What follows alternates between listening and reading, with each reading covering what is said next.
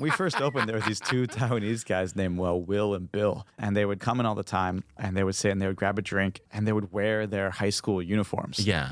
And so I would always say hi to them. They love comedy. They'd come out, and I just went up to them one day. I was like, Will, Bill, love you guys. Keep coming, but can you please change your clothes? Please put on some blue jeans, man. Like, come on.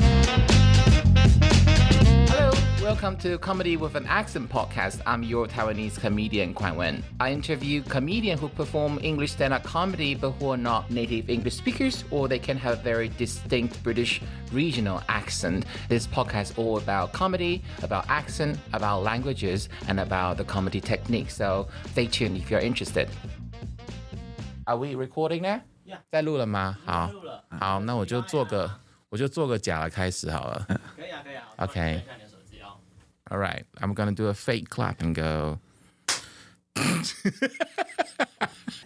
I'm too used to working with the same tech in London, and they give me this direction. I hear that on podcasts. The class is important, right? Yeah, it is important. It gives you like wake up call. All right, let's do it. Hello, welcome to another episode of Comedy with an Accent podcast. I am in a foreign environment, but that is in my home country. This is absolutely weird. I'm in a studio used by the #1 podcast in Taiwan. This is the first one I'm recording outside the UK. I'm now talking to a dear guest, someone very influential and important in the Taipei stand-up comedy scene. Ooh, he's... I'm looking over my shoulder. Wait, who's coming? Taken out. Where is this even coming from? Anyway, today's guest is Sam Yarb from Vermont, United States. Welcome. Hi. Thank you so much for having me. It's so fun to be here. Sam, I didn't know your full name until you went on the other podcast. Yeah, Yarbs is the shortened version. Yeah, I chopped it down for ease of use and pronunciation, right? Where does the name come from? I think there's an Earl of Yarborough going way back. I mean, there's like Earls of everything, right, in the UK. It's just the most boring. Yes, that's actually true. Does that word borough make sense to American people? Oh, yeah, borough. Yeah. Like in New York, the 5 boroughs of New York. Because I've lived there for a while. I mean, it's not my language, but to watch American tourists, I'm being rather disoriented and say, can I go to Surrey Quay? Be politely corrected by English. It's pronounced as Key. I made that mistake in Singapore. Yeah, where's the boat quay? The boat quay, yeah. Just one of those words I'd only read before. Well, you're heartbroken to be corrected. No, I think I was because I'd gotten it wrong in an open mic set before I was doing it. So I'm glad to, get the I have to explain very quickly. People will be thinking, what's going on? Because normally I speak with very accented people. And have you lost the mojo of like your whole point of your podcast? So, like, you're running out of gas so fast. There's a reason behind it. But I'm going to ask you my opening question do you think you have an accent when you speak English?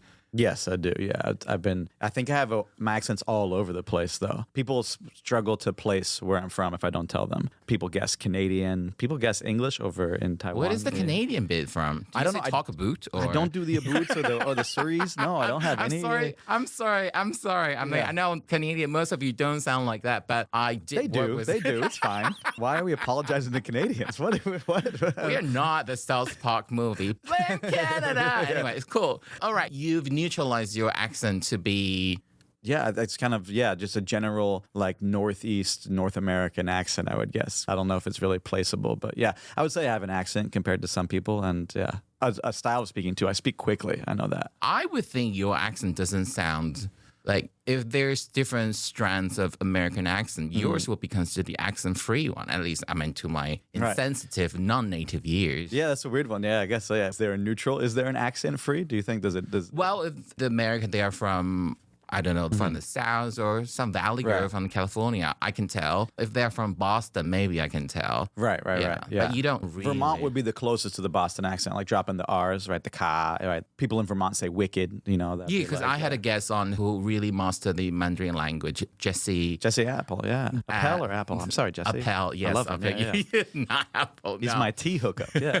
Do you buy tea from him? No, I have not yet, but he's slanging it. I promise I will promote his tea whenever I talk to someone. So Jesse is English really come from the corner of the States, whereas yours, I don't really know where it's from. Yeah, no, he's hardcore Northeast. He's got the Boston. He's that great bit about the R's, right, with the the Beijing dialect, right? Is it because you're more middle class and he's more working class? Is there something about it? I don't think so. I don't know. I don't know his economic background. But let's say if you go back to the States and you talk to your mom and dad, is it going to be in this accent or something else? Yeah, this accent, 100%. Yeah. My dad has a bit of a Southern accent, but it only comes out when he's talking to his family. He was raised in the South. But most of the time, we just sound like, I guess, the North American accent, the standard, the one that they're looking for at all the bushibans here in Taiwan. So today, this accent is not really interpreted in a literal sense. I think I'm going to talk about your accent and your comedy stage persona. Huh. I was listening to the podcast you did this week. You started comedy in Asia. You didn't start comedy in the States. I started in Kaohsiung, Taiwan. Yeah. Kaohsiung, Taiwan. Kaohsiung As is so many have before me. the biggest poor city. People there a lot. I think they're a bit more authentic. I love Kaohsiung. I wouldn't have left if it wasn't for there's just not enough people there for an English-speaking comedy so I'm scene. from the capital city. Yeah. I'm one of the You Taipei run all the way. Hanlang. Yeah.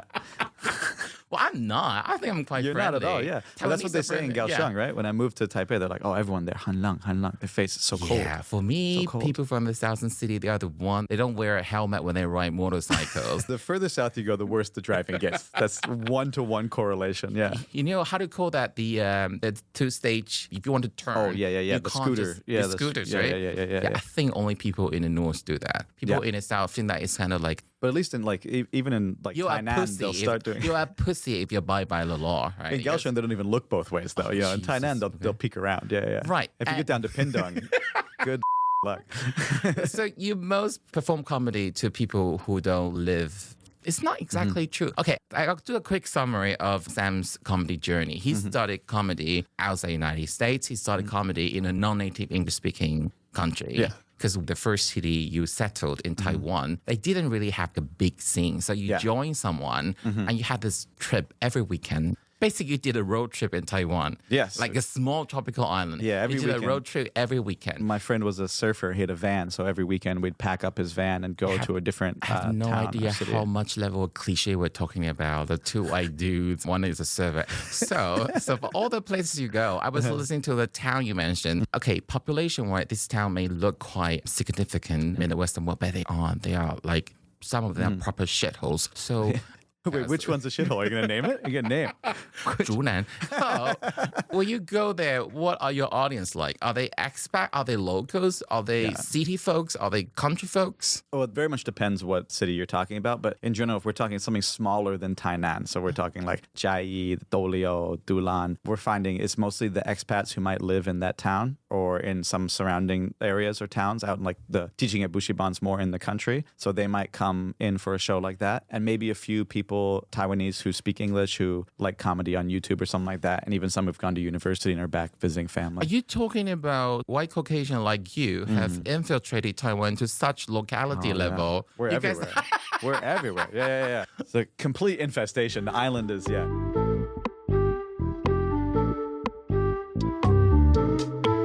Even in a very small town, you still manage to find white people, they're White there. people. Yeah, they're there. They're teaching. Yeah, a lot of these small towns will still have language centers and bushibans, and there's teachers who go there.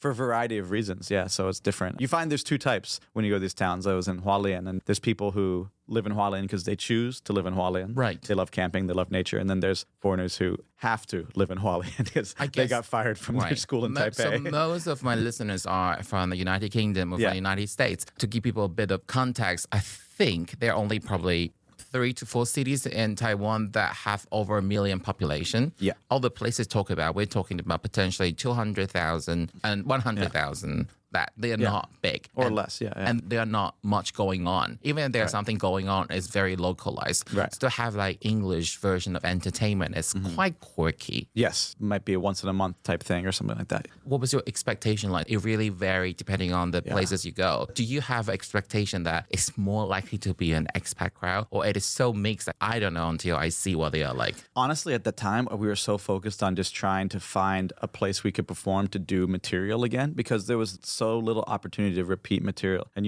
as a comic, how important it is to be able to like do your bits multiple times to improve them. We were just so focused on finding stage time. The audience was like almost a secondary concern. We'd reach out. Who knows who's going to show up? Hopefully, if we get 10 people, that's a crowd. That's a show. Great. Right. We can do a show. And sometimes we'd have shows that were better than that. A lot of people would show up and it was really receptive. But from like a planning and execution standpoint, we didn't really think about that. Anyone who's going to show up, we were confident that we would be able to do okay with anybody who who was there. And we just wanted stage time. That was it. Does that mean that when you're writing, any idea you want to make sure is universal enough to appeal to both the expats and the local population? Or I mean, again, at the time, like when I was writing then, because we would do these shows every 2 weeks in Kaohsiung, so I had to constantly just write new material all the time. And I was only a year or two in. Most of it was very, very bad. You know, it wasn't very good. My concern was just anything that I thought was funny. I never had time to worry about like tailoring material to be like, oh, I need to be universal or blah, blah. It's just any idea that's funny, I need to write about it because I need this new material for the show that's happening next week. It was kind of freeing in that way. You didn't like it basically for the first 2 years of writing. I just never ran from any premise or any joke that I liked. But you remember when you got started, the first 2 years, most of that stuff is not good. I know, but surely you would have noticed that by some point, there are certain jokes that will land really well, say in front of the expats.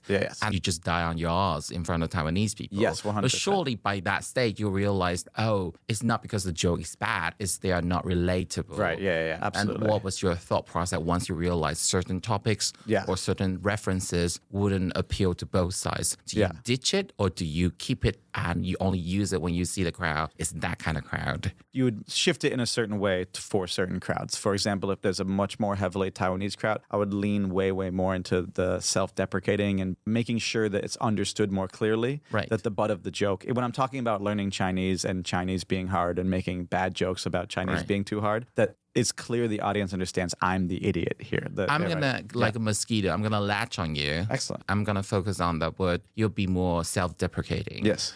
Why did you choose to be a self-deprecating Caucasian American in front of Taiwanese crowd? Because otherwise the perception is that if you're making fun of Chinese, you're an outsider coming in and like making fun of... Yeah, no, I'm talking about the language. Oh, the language. I'm talking about the language. Yeah. So you're making fun of like the language that they know, right? Yeah. Or like poking fun at the culture. You have to make sure that, because like there's bad comedy that you can see of expats just bitching about things in Taiwan that are inconvenient or something like that, right? That they perceive as inadequate compared to how they feel about stuff back home. I have a bit about holidays, about comparing Taiwanese holidays to American holidays and how I think American holidays are better. But during that bit, you have to be sure to making fun of yourself. Otherwise, it's just this weird kind of cultural supremacist rant. You have to be letting the audience know that you understand that you're the idiot in these jokes. Your lack of appreciation for these holidays comes from talking about tomb sweeping day. We wouldn't do that in America because we don't do chores on the weekend. You know, like I was just about to say you did mention that on the other podcast, and I found the observation hilarious. Yeah, but in the context of that joke, that idea, it's the idea that Americans we're too lazy to do these kind of traditional things. I'm communicating a lack of understanding is what keeps me from appreciating it. I'm not making fun of the culture and the tradition. It's a very long journey I finally got here. So what I wanted to say is you're a native English speaker, and in my mind, I think for a lot of Taiwanese people, you don't have an accent. Yes. Your accent, the way you speak English, is exactly what we were taught. Yeah. You were the English on the cassette or on the CD. Mm-hmm. You're our textbook English. When you perform to a predominantly Taiwanese crowd, your English convey I think you don't think of a stage persona, but there's certain level of superiority. Okay. Yeah. Interesting. Western cultural dominance. And whether you are self-conscious or not, I think that's why you chose to be self-deprecating. Certainly, yeah. Whether I had thought that all the way through, as you just very well elucidated right there. Whether I had had that thought through, that certainly at least the perception of that was enough at the beginning. But was it when you see someone unaware of it and they just keep poking the host country's culture and they bomb?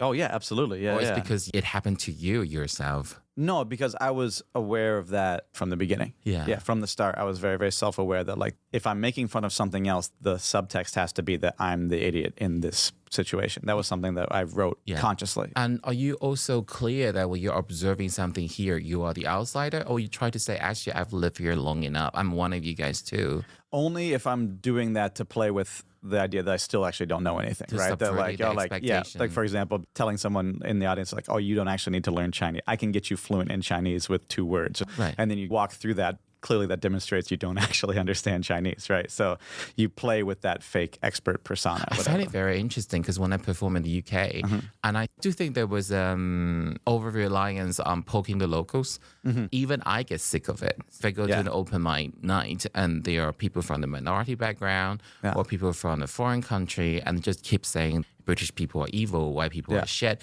British people just used to conquer the world. So that's very interesting. So what you kind of elucidating or talking about is like the difference of you're moving to London, you're a minority performer performing on stage. Yes. The kind of ease to make fun of British culture, but myself, even though technically I'm a minority in Taiwan, when I'm on stage making fun of Taiwan, those two situations are completely different. In terms of and pecking the power order, dynamics are kind exactly of... the power dynamic was the word I was looking for. But what I noticed at those comedy nights, there are just way too many people to go for the quick jokes. Yeah. Let's say sometimes I go to a themed immigrant comedy, and if every single person only do the same approach that our British people are stupid, British people are shit, by the third or fourth act, the crowd is fed up with it. That's very interesting because I can see in Taiwan sometimes you see comics who are so conscious of that you'll see white comics on stage talking about how shit white people are in Taiwan. And they're almost like getting out in front of that themselves, like making fun of... But does that go down well here locally? I think it would...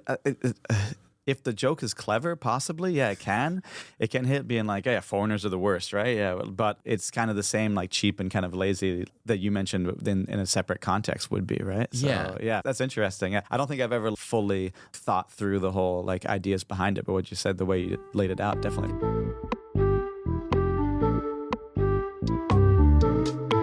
Let's say when you go to those towns and you realize today you have a more expat crowd. What do you think? How would you switch your persona or style? How would I switch my persona or style? At this point, I don't know if I would. Would you be bothered to establish where they're all Americans first, or you don't really care? Yeah, I do. I would want to ask where people are from. Yeah. I wouldn't let that tailor necessarily the direction of like the set or where I was going with it. Most of the time when I'm doing these shows on the road, I'll be hosting as well. So as a host, as you did the other night, I'll be starting with a lot of crowd work, talking to people where you're from, getting the sense of the room and things like that, trying to build some rapport. But in general, I think I'm confident enough with the material now that I don't need to fine tune it too much for where the room is at. But yes, certainly in the early days when there's expats. But I'm interested. I'm trying to answer your question honestly because like I said, I don't know if I'd ever thought through the whole relationship of power dynamics and things like that. But I would have thought you would have made some micro adjustments subconsciously. So if you can think about what you had done differently, thinking back with all the I think theories certainly there were some jokes there maybe would be a little more like sexual in content, that if it was like a large like rowdy expat crowd, those are going to be a more drinking crowd. They might be up for a more blue or dirty type show as well. That's another aspect of the different types of crowds. So what I can take away from the statement is Taiwanese people don't drink enough. They really do not. As a bar owner, I would like to absolutely. If there's one thing I could say, we get kind of brutish.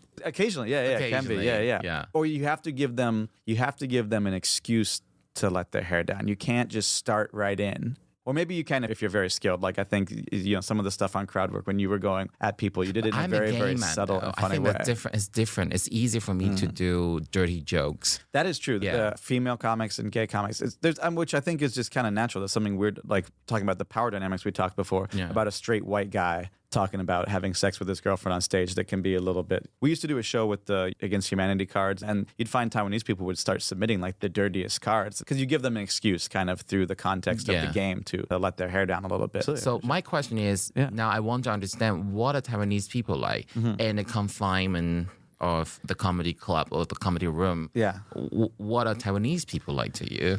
Taiwanese people as an audience, I think. As an audience. Yeah, like very... It depends what context they approach it from too. And I don't mean to duck every one of your questions with it depends, but I think there's such a tendency to like kind of lump people universally into like, oh, Taiwanese crowds are like. So yeah, I probably more... We understand we're drawing with we're trying to say some characteristic that people are used to watching comedy in a Western country wouldn't even think of. I think that, one thing that Taiwanese audiences are much less likely to walk. They're much less likely to leave. They will sit there in uncomfortable silence for a longer time. They want to be polite is what I'd guess. Yeah. Because when we study, you are not allowed to leave for a loo break. Okay. You wait until the break to go to the loo. Oh, okay. Unless I got to tell my students at Bushiban this. They're taking bathroom breaks every 5. Because it's so okay for Americans to just go pee without asking. One of the great freedoms of our country, yes. Do you equate like to the right to own guns? Yeah, exactly. Yeah, that's true. Yeah. I can shoot my way to any bathroom I want. Yeah. So we are like dogs being trained all our life, unless it's absolutely urgent, which means your shit has reached the exit. Yeah. You wait, you program, you time, you plan your rhino activity. I have had 2 students pee in class, actually. There might be some into what you're saying. Yeah, they peed in class because they were too afraid How old to are ask. They? They were young, like 5 or 6. Yeah, Poor them. Yeah, it was anyway, very sad, so Taiwanese crowd are less likely to live in the middle. It's very funny, Also, because we don't drink quite as much beer, so there's less pressure they have on no our words, bladders. It's very funny. I'll often ask, you start when you're hosting a show, make some noise if this is your first time here, right? Yeah. Who's been here before? And Taiwanese people will always raise their hands. They won't clap, they won't woo, they'll raise their hands. It's like, really? You guys this is like teacher talking to the, it's very funny. But yeah, very polite. And I think most of the Taiwanese who are coming are approaching it kind of with curiosity. Like I said, there's not a long stand-up comedy club tradition. Brian talked about this a lot. There was confusion even about like what open mic is. What's the difference between open mic and show? Even with the translation, maybe you can help with this for the Chinese. The translation, like what is a comedy show? Like 脱口秀的表演 is like, how do you even translate that directly into Chinese? The difficulty is the original translation of a talk show doesn't involve like late night with Jimmy. Exactly, yeah. So people would show up to an open mic expecting it to be like the Tonight Show, They're like, oh, Bo on the talk show, right? And then it's just Brian in a t-shirt doing jokes. And they're like, what kind of talk show is this? Obviously, it's something kind of new to the Taiwanese culture. So the Taiwanese audience is approaching it with that kind of curiosity of like, what exactly is this? What are we supposed to do? Like, and where that's, I think, more interesting, I mean, the English scene is what I'm, mostly involved in here. But the energy, I think, and the excitement's on the Chinese side, because it's only in the last 3 years that you have all of these new performers coming in and starting to do Chinese language stand-up. If one theory of change holds, is that the people who've started in these last 3 years, a couple years down the road, we're going to have these 5-year experienced people who are going to lead Taiwan comedy in a new direction, right? That's where the excitement is. Well, actually, I've heard of this. People in China, for example, went to stand a comedy show as a way to learn English. Yeah, this happens. Yeah. Is that true? Yeah. People practice. Did it happen here as well? We had some students coming for a while from, I hope, a university. I hope they weren't high schoolers. They would come in and they were like practicing a speech class. They had a speech class. And they would sit in the back for there was like a month in a row. They would sit at every open mic. And then finally one of them came up and did their speech during the open mic. And it wasn't like a joke. So they just they practiced their speech. Although in the realm of alternative comedy, that's hilarious. It was amazing. No, it was amazing. I was like, hey, technically there's no rules. 5 minutes. You can talk about whatever you want. So did they say they did manage to improve their English comprehension? Yes, but I think they were being nice. Yeah. But they were being very polite. Yeah. We get a lot of students. There's a lot of interest from younger kids and students coming out to the shows. Yeah. How young are we talking? That can be a problem. Yeah. We had... When we first opened, there were these 2 Taiwanese guys named Will and Bill, and they would come in all the time, and they would sit and they would grab a drink, and they would wear their high school uniforms. Yeah. And so I would always say hi to them. They love comedy. They'd come out, and I went up to them one day. I was like, Will, Bill, love you guys. Keep coming, but can you please change your clothes? Please put on some blue jeans, man. Like, come on. Imagine you walk into a bar, the first thing you see is 2 guys in high school uniforms. You never know. Maybe they've decided the stage persona they need. That's true. There is maybe they were doing a student bit, but I think they were just audience. I don't think they were performing. No, but it's a thing about Taiwanese students because it's too difficult to bring another outfit. Right. So you just walk around until you go home in your student Yeah, student clothes. Yeah, and also there are some schools, students are obsessed with the uniforms. Yeah. Like the Taipei first. Yeah. You want everyone to know they went to the best. Yeah. So it's, yeah. Anyway, so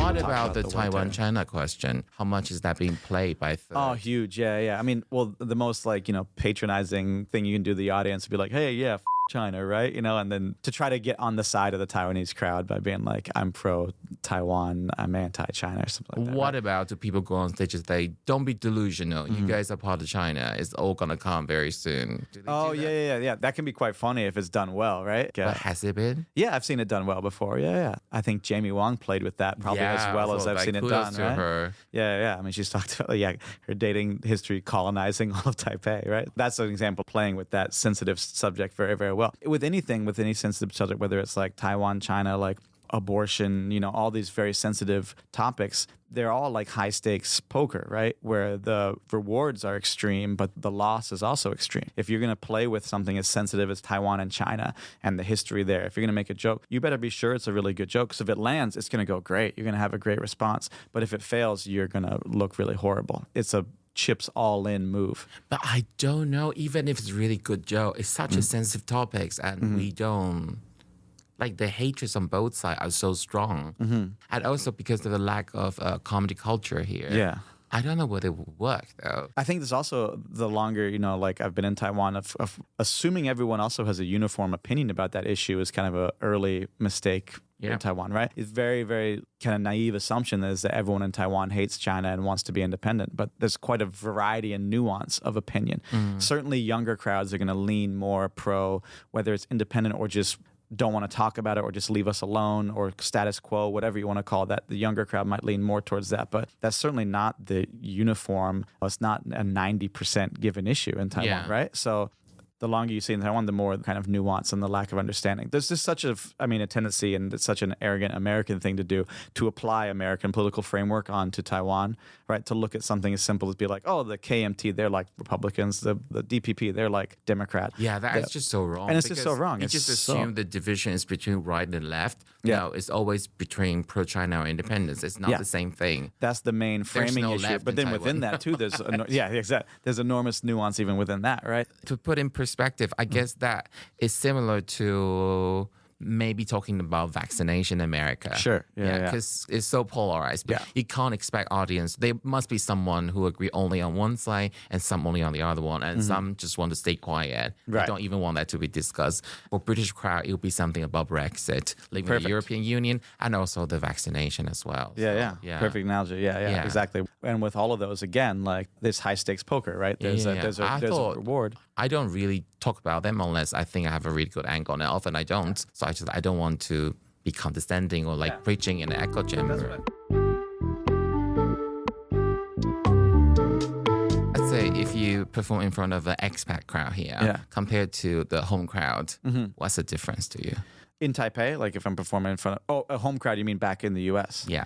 I'm so ignorant about the stand-up scene even in the U.S. I know, but just based on the few experience you had.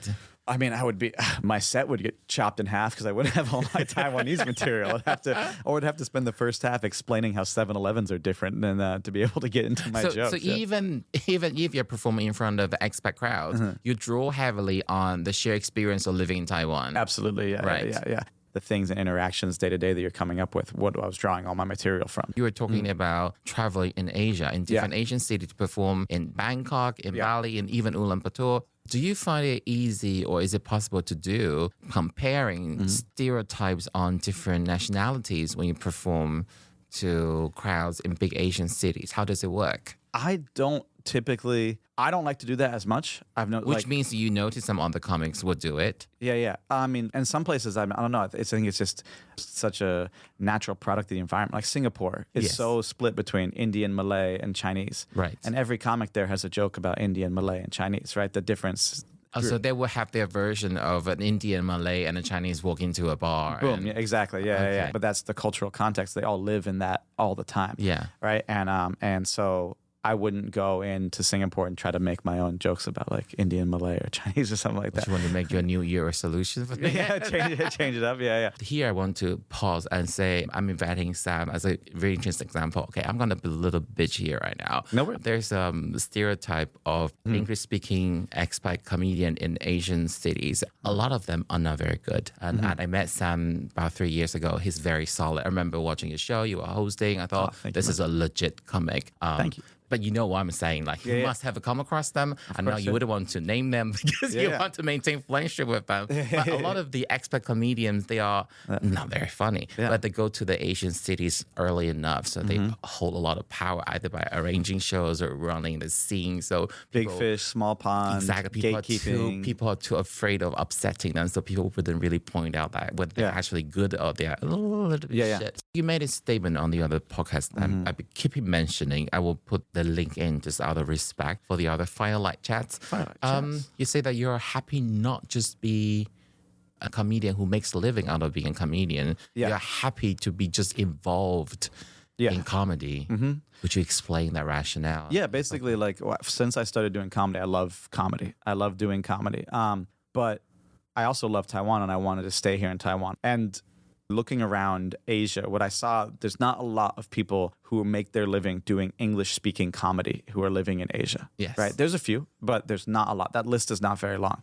Okay. So in terms of what could I realistically like work towards and get better at, the idea of I'm going to write every day and one day my Netflix special is going to come. They're going to come to Taiwan and see how funny I am. And I'm going to be famous. That seemed like something that, if that's ever possible, something I could also work on, perhaps a more realistic path side by side with that. Building a career in comedy, doing things like producing shows, owning a venue, working with other comics, being a writer. Those are actual much more attainable goals that you can work at in the short term. And so that's what I moved to Taipei to do. Right. And I was lucky enough within 2 years to open 2-3 Comedy Club with some other comics and with the beer company. I don't know what the likelihood that I'll ever become a famous stand-up comedian is, but I know that if I work hard, I can make a living and a life for myself in the comedy business and be involved in comedy. That benefits me in the long term, selfishly, So but also works. basically being realistic and practical. Yeah. Because if you want to pursue solely being a comedian, the trade-off would mean that you probably have to leave Taiwan, and it's not a price you're willing to pay. Yeah, I don't want to leave the work I put in that I've built here and the scene here, and I don't want to leave the country either, just my personal roots and attachment here. You know, I've got 2 cats, I'm in deep, you know, so it's... I have 2 last questions. Sure. First, do you want to go back? Do you miss doing a road trip? I do. We're doing a show in Sinju this month, and then I think we're going down. I'm trying to arrange a road show down in Dulan. I do occasionally still. We were in Hualien last month too, so I occasionally 1 weekend a month I'll stay on the road. Yeah. Okay. And how do you promote the show in those town cities? The key is you got to find a local contact there who has a good sense of like what the city. In Hualien, there's a restaurant called the Salt Lick. It's a Western style restaurant. The owner there, Jason, clearly knew the expat going out English speaking crowd in Hualien, and he packed the restaurant for us basically. So you have to trust the local contact. I don't know what to describe those towns. If there's one restaurant that can coordinate the majority of expat in the city, chances are either the town is small or the expat population is way too small. It's tiny. Yeah, but we got 70 people out for that show. It was great. It was fantastic. I was happy. Great. Yeah, I got paid in ribs. It was delicious. Yeah, so it was nice. Yeah. Okay. Second question is, I think for comedy, there's a conflicting principle because to appeal to people from different places, you want to be universal. Yet comedy is funnier when it's specific. Okay, yeah. So when I'm writing joke, I'm always torn between, is this too British? Will I be able to tell this joke outside the UK? So that question is now back to you when you develop new bits. Yeah. Or like, how does that conflicting principle affect your decision-making process? I feel like talking to you more that maybe I should be more thoughtful about the stuff what I'm doing. You don't. There's no obligation whatsoever. You think a lot about it, man. Like the way that I started when I was getting comedy was the necessity of creating new material so quickly. I never run away from any idea that I think is funny, whether it's a very local type of line or whether it's something that's more broadly applicable. If it excites me, if I get a little bit of a sense that there's something there, I'm going to try to write on it and then take it onto the stage.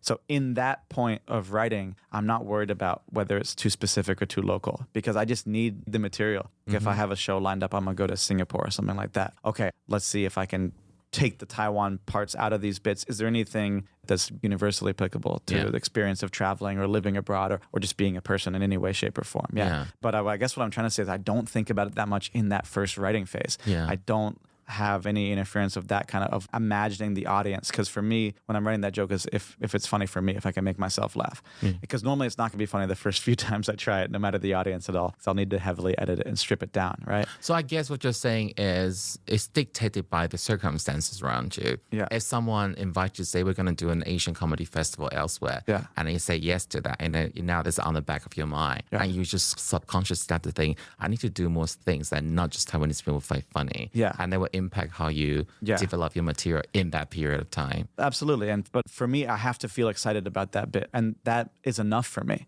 If I feel excited about the bit, I'm confident in stagecraft and persona that it's going to go well in whatever audience. Now, experiences show me that's not always true, but I'm confident that I can get it across in a way. I feel like maybe I'm just less focused on what the audience's reception is going to be when I'm in that writing stage of working on new material or crafting a bit. But when it comes time to build a half an hour, build an hour set, then that's the time when you start to think about who's the audience for this, who's going to come and see this show. Am I going to be headlining in Taipei at my club, and there's going to be a lot of friends and things like that? So it's not going to be until that point that I start worrying about a specific audience. And do you actively seek chances to perform outside Taiwan and at those Asian big city internationally? Yeah, been lucky enough to, this is all pre-COVID, unfortunately, right? So Taiwan, as you know, our quarantine, so even post when the rest of the world was considered already post-COVID, we still had a quarantine. So that upon entering the country, you had a 2-week stay in a hotel. That made any kind of travel basically impossible. It wasn't until October 13th. So since then, first, my priority has been getting international shows at our club running. And then the second half of this year is going to be getting back out and perform around Asia and getting shows up. Yeah. Cool. So I'm going to end this podcast as the potential answer to any of the listeners who had this question. Why did you just get an American guy on who performs in English? I say, well, he may not have an accent when he speaks English, but his audience is never the same in the most literal sense. So I'm going to thank my guest today, Sam Yarb. Thank you for coming on the podcast. Yeah. How do people find you on social media? You can do sam.yarbs on Instagram or 23 Comedy. 23 Comedy, that's the place to find everything. Yeah. Yeah, here's the Caucasian face behind after around the 23 Comedy Club. The less popular half of 23 Comedy. Yeah. Come on, save it right. Well, Thank you. Thank you, Sam. Cheers. Cheers. Thank you so Bye. much. Appreciate it. Bye-bye.